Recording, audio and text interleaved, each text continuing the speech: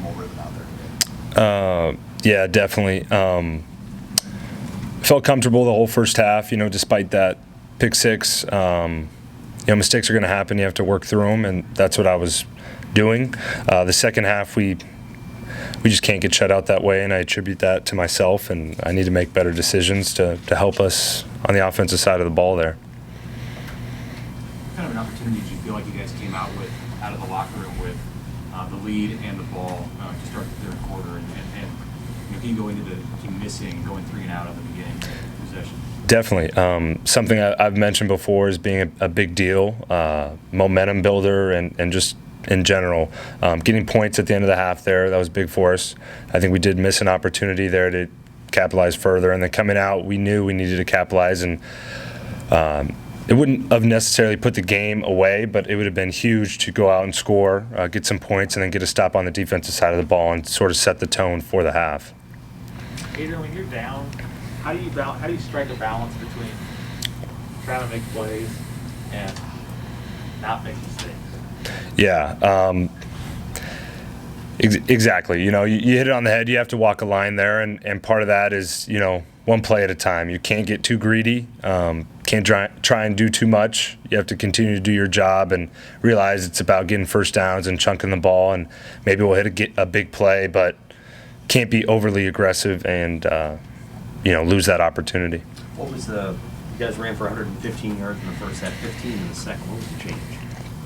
Yeah, I can't sit here and explain that 100% right now. I'm going to have to go back and watch the film, but that's definitely a piece of the story. Also playing from behind, I think we needed to throw the ball more. That's later in the game. But I'm going to have to look back and see why we weren't able to there in the second half. Frost mentioned the one play he was frustrated about wasn't any of the interceptions, but the one where you came up a yard short on that scramble. Did you feel like there was a chance to get the extra yard there in hindsight, or do you feel like you got what you could?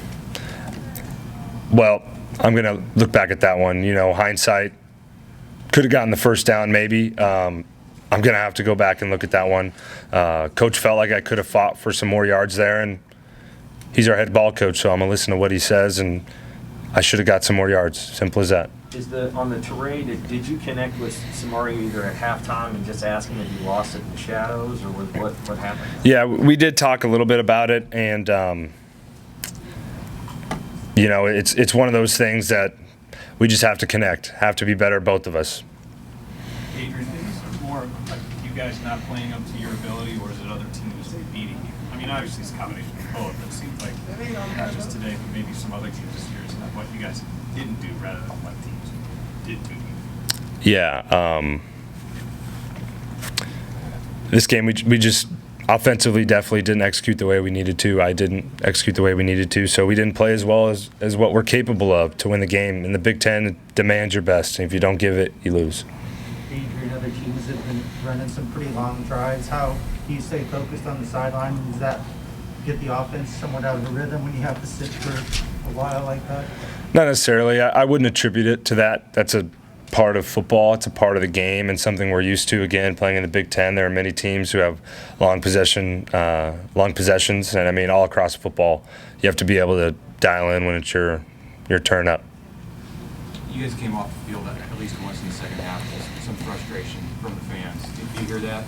And what do you think in that moment? Yeah, I was frustrated as well.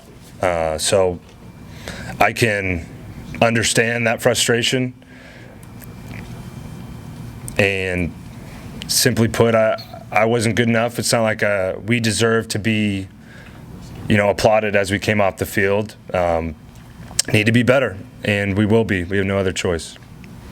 Anything else for Adrian? What did you see on the shovel pass interception that you were trying to make happen? Yeah, forced an opportunity there. We had somewhat of a mesh concept going, and they zoned it off. Expected my man to sit, and he did sit, but I was sort of getting dragged down, and I tried to make something happen and get rid of the ball before taking a sack on 2nd and long, and was doing too much. And that's one of those opportunities we can't miss. Can't make that mistake, that sort of turnover when we have the field advantage.